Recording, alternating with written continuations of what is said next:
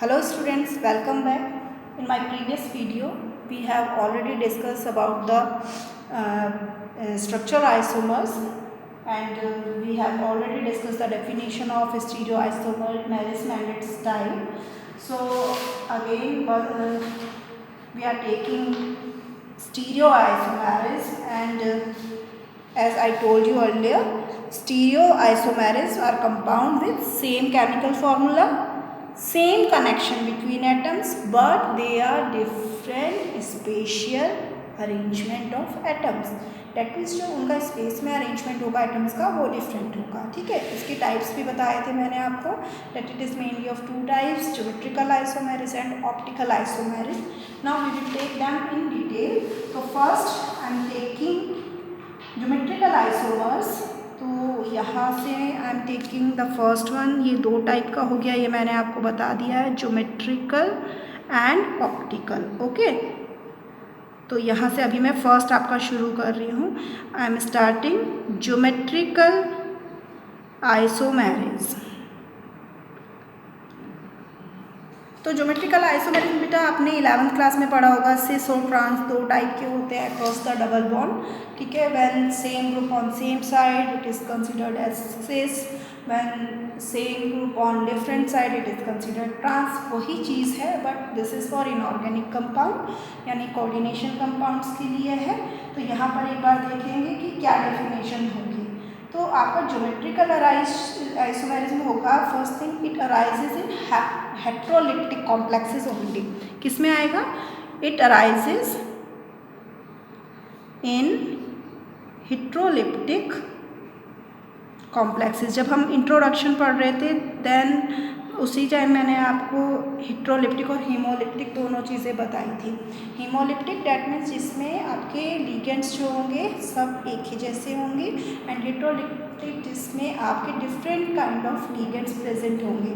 तो जब आपका डिफरेंट लिगेंड्स प्रेजेंट होंगे then only geometrical isomerism possible. ठीक है, अब यहाँ पे आई एम टेकिंग इसमें जो आपका वन मोर थिंग ये जो होगा ये आपका दो कोऑर्डिनेशन नंबर के लिए हो सकता है. कोऑर्डिनेशन नंबर 4 और कोऑर्डिनेशन नंबर 6 के लिए हो सकता है. इसका मतलब क्या है कि आपकी 4 डोनर साइट हो या फिर 6 डोनर साइट हो तब आपका ज्योमेट्रिकल आइसोमेरिस पॉसिबल होता है. ओके, तो पहली चीज़ की अगर हम बोलते हैं कि सिस, जो सिस आइसोमर है तो सिस मीन्स जो होता है दो तरह का मैंने आपको ये बताया है कि ये क्या है आपका सिस होगा और ट्रांस होगा. तो सिस जो वर्ड है ये वर्ड जो है आपका इसका ये क्या है, एक लैटिन वर्ड है. It is a Latin word जिसका मीनिंग होता है नेक्स्ट टू.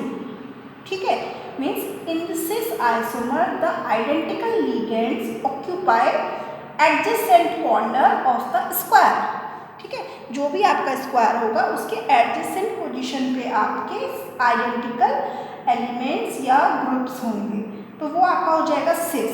जो आपका ट्रांस है, ट्रांस जो है it is again a Latin word and it means across.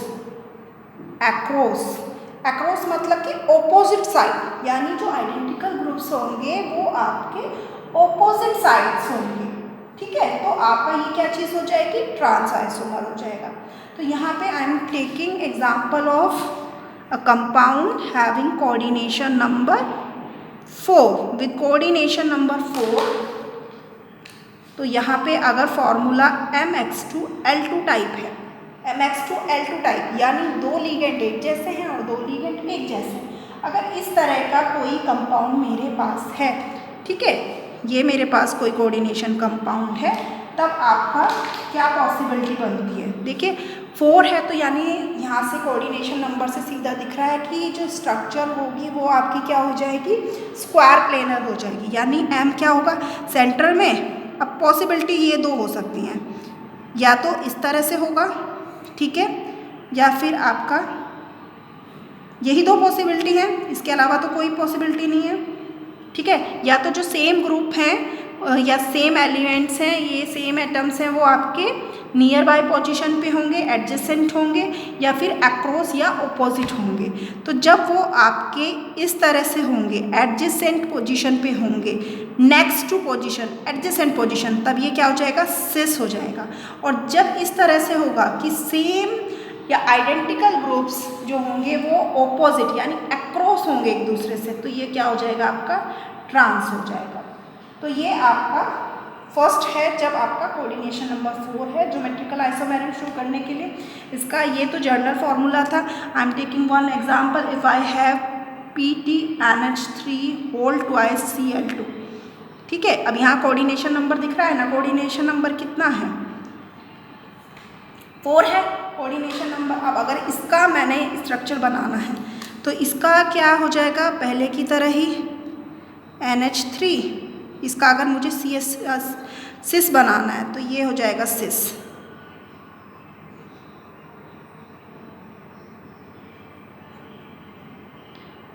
Trans बनाना है तो कहाँ हो जाएंगे, ये ऑपोजिट साइड में हो जाएंगे ना। तो ये क्या हो जाएगा आपका cis form, same group on same side, और ये क्या हो जाएगा आपका trans, same group on opposite side across to each other, ठीक है। तो ये आपका ज्योमेट्रिकल आइसोमर हो गया विद कोऑर्डिनेशन नंबर 4। नाउ अब अगर मैं ले रही हूँ compounds with coordination number, compounds with coordination number 6, अगर 6 कोऑर्डिनेशन नंबर है, ठीक है, तो यहाँ से लेट आपका MX2L4 टाइप का कोई कंपाउंड है फॉर एग्जाम्पल, ये जर्नल फॉर्मूला है, फिर इसके एग्जाम्पल लेंगे। तो यहाँ से आपका पहली चीज़ तो अगर 6 है तो पॉसिबल स्ट्रक्चर क्या हो जाएगी, ऑक्टाहीड्रल, तो यानी मेटल सेंट्रल में हो जाएगा। अब यहाँ से देखिए 2 पॉसिबिलिटी हो सकती है। क्या पॉसिबिलिटी हो सकती है, एक तो ये हो सकती है कि आपके जो लीगेंड्स है, 3 लीगेंड्स इस तरह से हों और एक ये वाला एक्स लीगेंड जो है एक इस स्क्वायर पे हो और एक परपेंडिकुलर हो। तो एक तो पोजीशन ये हो सकती है। दूसरा क्या हो सकता है कि जो ये जिनका आपका कोऑर्डिनेशन नंबर जो इनके सिर्फ 2 एटम्स प्रेजेंट हैं यानी लीस्ट में हैं वो जस्ट ऑपोजिट हो, और जो 4 एक जैसे हैं वो आपके इस स्क्वायर पे हो, ठीक है। ये 2 पॉसिबिलिटी हो सकती हैं। जब भी आपका इस तरह का होगा जिसमें आपका 3 लीगेंड एक जगह होंगे और एक लीगेंड यहाँ पर होगा, और जो आपका एक्स वाला है वो इस तरह से होंगे, तो इसको हम बोलेंगे सिस। इसको याद रखने का तरीका भी मैं अभी बताती हूँ आपको। और ये वाला हो जाएगा ट्रांस। तो ट्रांस में आप ध्यान रख लीजिए जो सेम ग्रुप होंगे वो ऑपोजिट होंगे। जब आपका ऑक्टाहेड्रल शेप है तो जो सेम ग्रुप होंगे वो आपके ऑपोजिट होंगे। अगर ऑपोजिट है तो वो ट्रांस है। इसके अलावा जो दूसरी फॉर्म है वो आपकी सिस है। अब यहाँ आप एक्स को यहाँ लिख लीजिए, चाहे यहाँ लिख लीजिए, चाहे यहाँ लिख लीजिए, चाहे यहाँ लिख लीजिए, उससे कोई फ़र्क नहीं पड़ता है। एक एक्स आपका ऊपर है, एक यहाँ, यानी एक परपेंडिकुलर होगा और एक स्क्वायर प्लेनर पे होगा, तो वो आपका सिस होगा। और जब आपका वही चीज़ ऑपोजिट साइड में हो जाए एक दूसरे के, तब वो हो जाएगा क्या, ट्रांस, ठीक है। तो ये ज़रूरी नहीं कि स्क्वायर प्लेनर के ऑपोजिट होगा। यहाँ पर स्क्वायर प्लेनर के ऑपोजिट होके सिस नहीं, ट्रांस नहीं होगा, बल्कि वो सिस ही कंसीडर किया जाएगा। यहाँ पे जब आपके परपेंडिकुलर में आपके ऑपोजिट होंगे वो आपका क्या कंसीडर किया जाएगा, ट्रांस कंसीडर किया जाएगा। For example if I am taking CONH3 whole 4 Cl2, ये है। अब इसमें कोऑर्डिनेशन नंबर क्या है, सीधे सीधे दिख रहा है, कोऑर्डिनेशन नंबर है 6, 4 + 2 6, ठीक है। तो यहाँ पे मेटल एटम इज कोबाल्ट, ठीक है। यहाँ पे शेप ये रहेगी ऑक्टाहीड्रल। अब ऑक्टाहीड्रल में ये देखिए NH3 हो गया, समझ लीजिए यहाँ भी NH3 हो गया, एक NH3 यहाँ हो गया और एक यहाँ फॉर एग्जांपल हमने Cl लगा दिया, एक Cl यहाँ, एक NH3 यहाँ। तो यानी ये कौन सी फॉर्म हो गई कि स्क्वायर प्लेनर पे 3 NH3 हैं, एक Cl ऊपर है, तो ये क्या हो गया आपका सिस हो गया, ठीक है। अब अगर आपका सेम चीज़ ऑपोजिट हो जाए जो आपका 2 नंबर में है, यानी Cl जो है वो ऑपोजिट हो जाए, बाकी चारों पोजीशन पे सेम है, NH3 ही प्रेजेंट है, तो ये आपका क्या हो जाएगा, ट्रांस आइसोमर हो जाएगा। तो इस तरह से आपका ज्योमेट्रिकल आइसोमेरिज्म एग्जिस्ट करेगी विथ कोऑर्डिनेशन नंबर 6। ठीक है, ये 6 के अंदर हो गया आपका कोऑर्डिनेशन नंबर। तो यहाँ पर जो मैं आपको ये बता रही हूँ चीज़ें, ये बेटा किसके लिए है, जब आपका जो भी लिगेंड है वो मोनोडेंटेट या यूनिडेंटेट है। यहाँ पे जो इतने आपके जो X है या L है, ये क्या है, यूनिडेंटेट है, मैं यहाँ लिख दे रही हूँ। ठीक है, यानी इनके अंदर सिर्फ एक ही डोनर साइट है, ये तब पॉसिबल है। अब अगर समझ लीजिए आपका कोऑर्डिनेशन नंबर आपका 6 ही है, बट बाइडेंटेट लिगेंड प्रेजेंट है, समझ रहे हैं, मैं कह रही हूँ if bidentate ligand is present,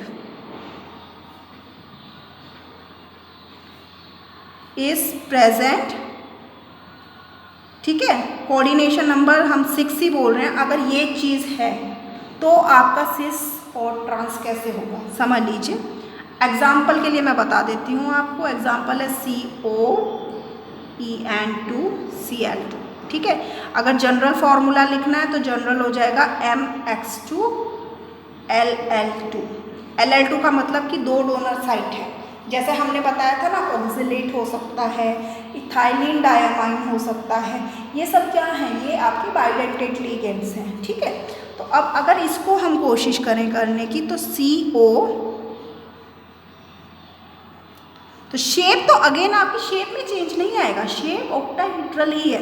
अब समझ लीजिए एक Cl यहाँ है, एक Cl यहाँ है, ये En का मतलब इथाइलिन डायमाइन से है, तो 2 डोनर साइट हैं, तो इस तरह से इसको ओपन करके भी मैं आपको बता दूंगी। एक ये फॉर्म हो सकती है, एक क्या हो सकती है कि ये तो प्लेन पे हो दोनों के दोनों इथाइलिन डायमाइन इस तरह से, एक Cl ऊपर हो एक Cl नीचे हो, तो ये आपका क्या हो गया, ऑपोजिट हो गया, ये आपका स्क्वायर प्लेनर वाला पार्ट है, तो ये क्या हो जाएगा, ट्रांस ऑपोजिट।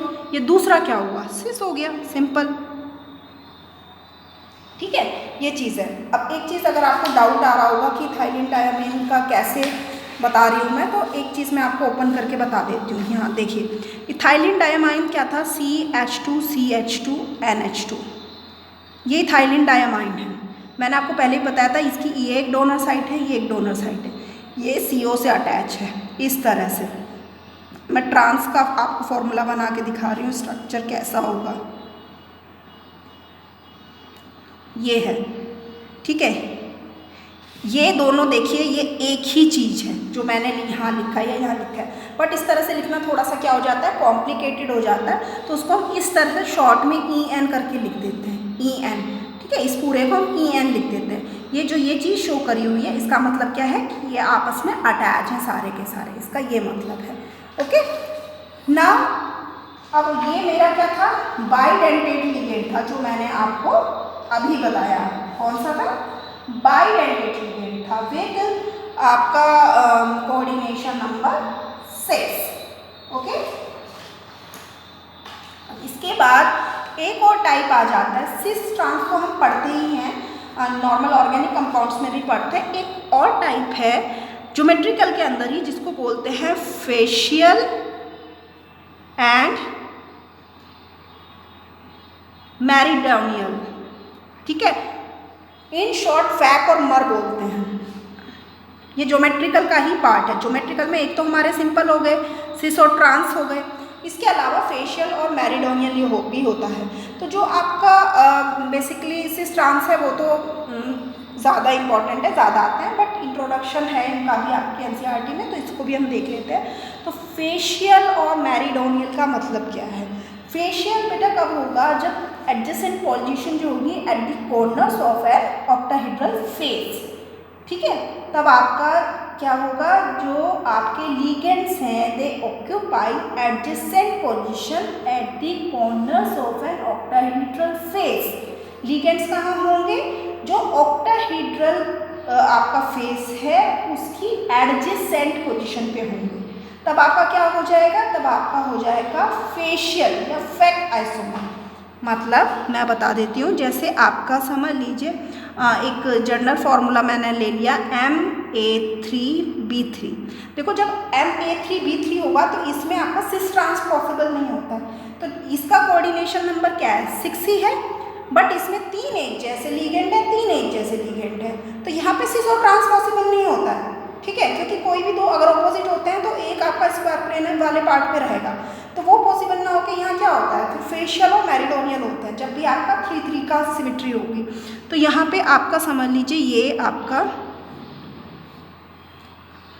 मेटल सेंटर में हो गया, आपका सेंट्रल मेटल एटम, ये बी हो गया, ये बी हो गया, ये आपका ए पार्ट हो गया, ये ए हो गया, फिर ये ए हो गया, ये बी हो गया।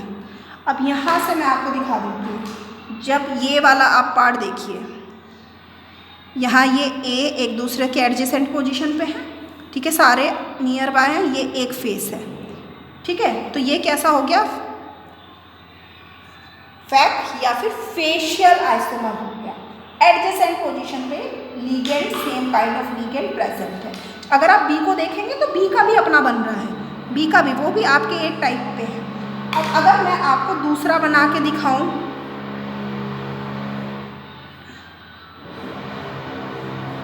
ये ए हो गया, ये ए हो गया, सेंटर में आपका मेटल, ये इस तरह से, यहाँ ये आपका सॉरी यहाँ मैंने ए बना देती हूँ, मैं किसी भी एक पोजीशन पे आप ए ले सकते हैं। तो अब ये देखिए, अब ये जो है, ये जो होगा ये मेरिडोनियल है, सिंपल मर भी बोल देते हैं इसको, मर आइसोमर, ठीक है, फेक आइसोमर, मर आइसोमर या मेरिडोनियल। यहाँ मैंने क्या बोला था, जो लाइगेंड्स है they occupy adjacent position at the corners of an octahedral face, ठीक है, और ये वाला जो है ये क्या है कि लिगेंड्स जो हैं they occupy the position which are around the meridian, जो आपकी मिडल लाइन है उसके, जो ऑक्टाहेड्रल की मिडल लाइन है उसके पास होंगे, यानी ये आपकी मिडल लाइन तो ये वाली है ना, this is the middle line, ठीक है, इसके थ्रू हम दो पार्ट में इसको डिवाइड कर सकते हैं। तो इसके पास जब आपके होंगे तो वो आपका क्या हो जाएगा, मेरिडोनियल हो जाएगा। अगर डाउट है तो मैं एक बार लिख के भी बता देती हूँ आपको कि क्या है, जो आपके if identical ligands occupy adjacent position at the corners of an octahedral face, ठीक है, तो ये क्या हो जाएगा आपका फेशियल, ठीक है। और आपका दूसरी चीज़ क्या है बताई मैंने, मेरिडोनियल। तो जब आपका if identical ligands occupy positions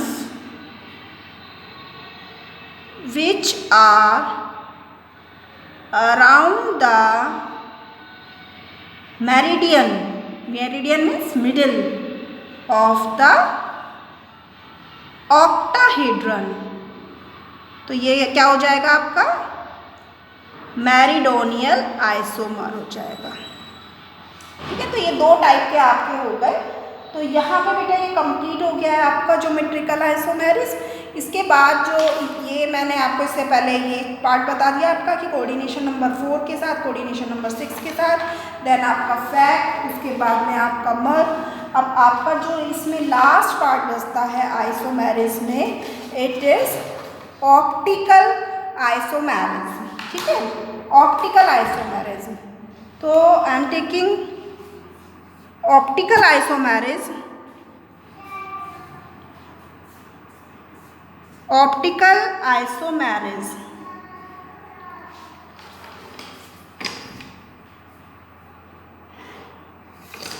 optical isomerism. तो पहले ऑप्टिकल आइसोमेरिज्म को समझने के लिए कुछ चीज़ें समझ लीजिए कि आपके अगर कोई दो चीज़ें क्या है, एक दूसरे की मिरर इमेज है तो उनको हम आइडेंटिकल नहीं मानते हैं, ठीक है। मीन्स समझ लीजिए ये दो हमारे हैंड हैं, अब ये आपको लगता है आइडेंटिकल है, बट ये आइडेंटिकल नहीं है, ये एक दूसरे की मिरर इमेज है। अगर सेंटर में मैं मिरर रख दूँ तो ये एक दूसरे की मिरर इमेज होंगी, ठीक है। अगर मैं आइडेंटिकल तब होती है अगर मैं इसको इसके ऊपर रखती और ये एक दूसरे को ओवरलैप कर पाती या सुपर इम्पोज कर पाती, बट नहीं कर रही है ना, थंब अलग पड़ रहा है, ठीक है। ये एक दूसरे को इस तरह से ओवरलैप कर सकती हैं क्योंकि ये एक दूसरे की क्या है, मिरर इमेज है। अगर मैं बीच में मिरर लगा दूंगी तो बिल्कुल ये हाथ इसके जैसा दिखेगा, ठीक है। तो हमारी बॉडी में सिमिट्री होने की वजह से क्या है, हमारा जो हाफ पार्ट है वो दूसरे हाफ पार्ट का क्या है, मिरर इमेज है। तो इन द सेम वे जो आपके कुछ इस तरह के कंपाउंड्स होते हैं उनको हम क्या बोलते हैं, एनेंटियोमर बोलते हैं, which are non identical mirror images of each other, या जिसको हम बोलते हैं which are non super impossible mirror images, ठीक है। तो इसके अंदर जो हमारा पहला वर्ड आता है, first word is the enantiomers. तो एनेंटियोमर्स क्या हो गया आपका, basically these are the non identical, मतलब आइडेंटिकल तो तब होते अगर बिल्कुल सेम होते, non identical non super impossible. Superimpose का मतलब मैंने अभी बताया कि अगर ये हाथ इसको ओवरलैप कर देता, ये तो इस तरह से ओवरलैप करा, अगर ऐसा है ऐसा ही उठा के ऐसे रख दिया और ओवरलैप कर पाता कंप्लीटली तो उसको सुपर इम्पोज बोलते। तो अगर नहीं कर पा रहा है तो ये क्या है, non super impossible, non identical non super impossible mirror images. वो क्या होते हैं, एक दूसरे के एनेंटियोमर्स होते हैं। इस तरह के कंपाउंड्स को हम एक दूसरे के क्या बोलते हैं, these are the enantiomer of each other, ठीक है। These are the molecules which are non identical non super impossible mirror images of each other are called enantiomer, okay. अब इसमें आपको एक चीज़ मैं समझा दूँ, जो आपके ऑप्टिकल आइसोमर हैं, these are mirror images that can not superimpose on each other, ठीक है, एक दूसरे पर सुपर इम्पोज नहीं होते हैं, यानी एनेंटियोमर्स हो गए। दूसरी चीज़, इसके अंदर जो आपके इस फॉर्म में यानी नॉन आइडेंटिकल मिरर इमेजेस होती हैं उनको हम क्या बोलते हैं, कायरल कंपाउंड्स बोलते हैं। यहाँ मैंने एक वर्ड यूज़ किया है CHIRAL, कुछ लोग इसको चिराल बोलते हैं, but the exact pronunciation is the chiral, chiral compounds, ठीक है। It is a Greek word, तो इसका मतलब क्या हो गया, कायरल कंपाउंड्स कौन से हो गए, chiral compounds are to non identical are those compounds which exist in two non-identical mirror images, ठीक है, उनको हम कायरल कंपाउंड्स बोलते हैं। अब जो आपके एनेंटियोमर होते हैं, दे हैव आइडेंटिकल प्रॉपर्टीज़, उनकी कुछ आइडेंटिकल प्रॉपर्टीज़ होती है डेट वो क्या कर सकते हैं, they can rotate the plane polarised light. Plane polarised light यानी PPL जो होता है उसको रोटेट कर सकते हैं। तो any compounds which can rotate plane polarised light are known as the optical isomers, ठीक है। अगर वो उसको राइट हैंड साइड यानी क्लॉकवाइज डायरेक्शन में मूव करते हैं, then they are considered as the dextrorotatory. अगर वो उसको एंटी क्लॉकवाइज डायरेक्शन में मूव कर सकते हैं, then it is known as the laevorotatory. तो दो तरह के होते हैं। प्लेन पोलराइज्ड लाइट जो होती है वो आपकी परपेंडिकुलर होती है, ठीक है। उसका रोटेशन मतलब वो कैसी है, जो PPL है वो आपकी इस तरह की है, ठीक है, उसके प्लेन ऑफ वाइब्रेशन परपेंडिकुलर है। अब अगर आपका ये लाइट किसी ऑप्टिकल कंपाउंड में से पास की, यहाँ ऑप्टिकल कंपाउंड रख दिया किसी ट्यूब में, हमने उसमें से पास की और इसका प्लेन इस तरह से रोटेट हो जाए, चाहे तो ऐसे रोटेट हो जाए चाहे ऐसे रोटेट हो जाए, ठीक है। तो ये क्या हो जाएगी, आपके ये जो कंपाउंड है ये ऑप्टिकली एक्टिव कंपाउंड हो जाएगा। अब अगर उसने ये इस तरह से रोटेट कर दिया यानी क्लॉकवाइज, जैसे घड़ी की सुई चलती है, तो इसको हम क्या बोलेंगे, डेक्स्ट्रोरोटेटरी। और अगर एंटी क्लॉकवाइज यानी उल्टा, घड़ी जैसे मूव करती है उसका उल्टा, तो ये आपका हो जाएगा लीवियोरोटेटरी। तो दो तरह के आपके रोटेशन हो गई, डेक्स्ट्रोरोटेटरी और laevorotatory. Okay, first thing plane polarise light है हमारी, जो जिसके प्लेन ऑफ वाइब्रेशन परपेंडिकुलर होते हैं। If we pass this light through the optically active compound then it rotates the plane polarise light. ठीक है, if it rotates the light towards clockwise direction then it is dextrorotatory. If it rotates anti-clockwise direction then it is leviorotatory. ये दो चीज़ें हैं। अच्छा, अब अगर आपके पास if we have mixture, a equal mixture of D and L form, अगर आपके पास डी फॉर्म है और एल फॉर्म है, if we have a equal mixture of D and L form then it is known as the racemic mixture. Racemic mixture, racemic mixture क्या हो जाएगा, it is 1:1 mixture बोल लीजिए या इक्वल अमाउंट बोल लीजिए, 1:1 mixture of D and L forms.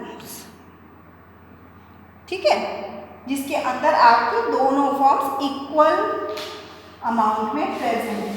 तो अब इसको मैं फटाफट आपको इसका एक एग्जांपल बता देती हूँ।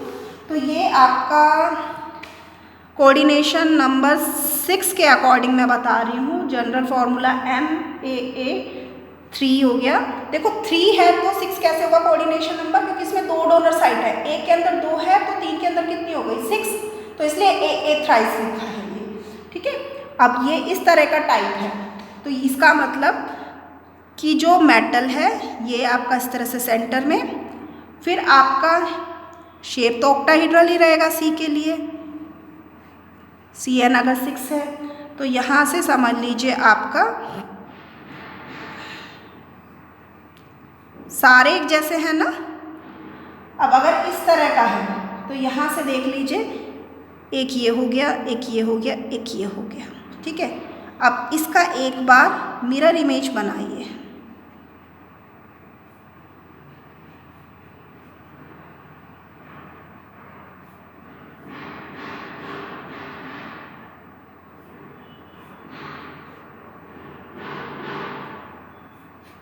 ये मिरर इमेज हो जाएगा ना, ये मिरर इमेज हो रहा है इसका, ये मिरर इमेज नहीं हो रहा है, तो मिरर इमेज इसका क्या हो जाएगा, अगर ये इस तरह से हो पाता, देखो अभी ये जिस फॉर्म में मैंने इसको बनाया है, इस फॉर्म में ये इसके ऊपर रखा जा सकता है, तो अगर ये इस तरह से रखा जाता तो ये हो जाता सुपर इम्पोज। तो ये तो क्या है, ये नॉट मिरर इमेज, ये मिरर इमेज नहीं है इसकी मिरर इमेज बनाते हैं। मैं नीचे बना देती हूँ, ऊपर वाले की मिरर इमेज बना रही हूँ मैं।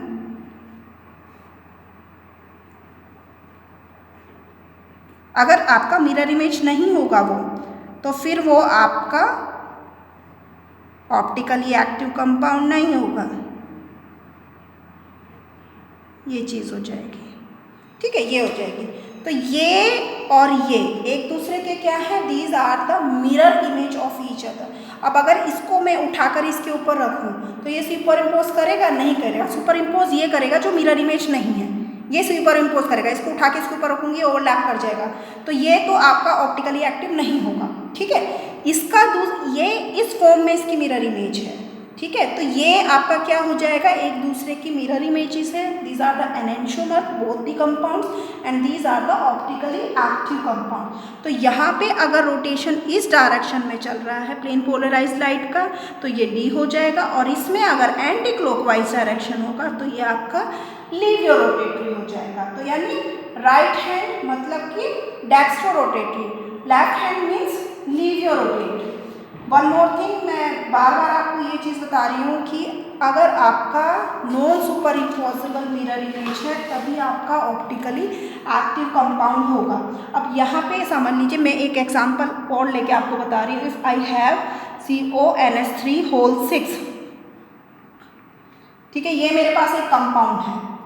यहाँ पे ये आपका सिंपल मोनोडेंटेट कंपाउंड है, बाइडेंटेट नहीं है। अब इसमें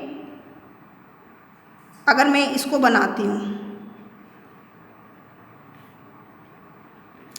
ये बाइडेंटेट में तो मिलता है, बट अगर आपका मोनोडेंटेट होगा और कोऑर्डिनेशन नंबर होमोलिप्टिक हुआ और कोऑर्डिनेशन नंबर 6 है तब ये नहीं मिलेगा।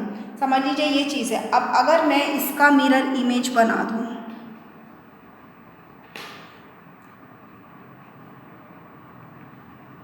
बाइडेंटेट में मिरर इमेज जो होगी वो कभी भी सुपर इम्पोज नहीं करेगी। सुपर इम्पोज वाला मैंने आपको बना के दिखा दिया कि कैसा होता है। सेम ही कंपाउंड दिख रहा है। अब इसकी मिरर इमेज क्या है, सेम है, यानी इसको उठा के इसके ऊपर रखूंगी तो सुपर इम्पोज कर जाएगा, तो यानी ये क्या हो जाएगा, it is not optically active, यानी इसका कोई भी ऑप्टिकल आइसोमर पॉसिबल नहीं है, क्योंकि इसमें क्या है, इट कंसिस्ट, यहाँ पे आप देखिए ये क्या है, इट कंसिस्ट, ये देखिए ये क्या है, प्लेन ऑफ सिमेट्री। तो जिन भी कंपाउंड्स में प्लेन ऑफ सिमेट्री होगा they are not optically active compounds, वो ऑप्टिकली एक्टिव कंपाउंड्स नहीं होंगे, तो यानी उनके पास एनेंटियोमर भी नहीं होंगे। तो जनरली जितने आपके मोनोडेंटेट हैं वो with coordination number 6 do not show optical isomerism, but bidentate can show, जैसे मैंने अभी आपको इससे पहले वाले में बताया कि इस तरह का अगर बन पाता तब वो आपका ऑप्टिकली एक्टिव नहीं होता। बट ये तो इसका मिरर इमेज नहीं है, इसका मिरर इमेज क्या है, ये वाला फॉर्म है, ये इसका मिरर इमेज है, and it is non super impossible. तो these are the enantiomer of each other and this compound show the optical activity, and if it rotates the plane polarised light towards clockwise direction, then it is dextrorotatory, otherwise it is levorotatory if it rotates anti-clockwise direction. Okay, तो यहाँ पर बेटा ये complete हो गया है। बहुत सारे एग्जाम्पल्स बुक में दिए हैं, आप उनको करके देखिएगा, और कोई भी डाउट हो then you can ask to me. और यहाँ पे ये टॉपिक कंप्लीट आपका फर्स्ट वीडियो में we have already discussed structural isomerism, then here we have completed our next topic, that is stereo isomerism. So thank you so much students.